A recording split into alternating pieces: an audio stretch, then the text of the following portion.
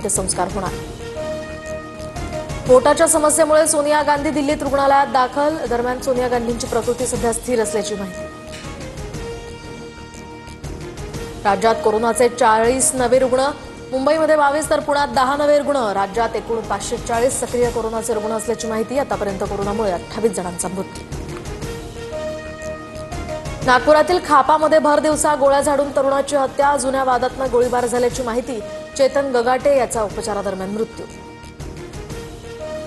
Mumbai Jalna Vande Bharat train आता नांदेडपर्यंत धावणार। शीख समुदायाकडून कौतुक। तर गुरु गोविंद सिंगांच्या पवित्र स्थळी पोहोचणं यामुळे अधिक सुलभ होणार।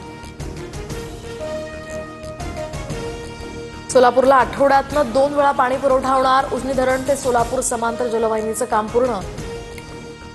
सोरेगाव जलशुद्धीकरण केंद्रावर उजनी धरणातील पाणी पोहोचणार।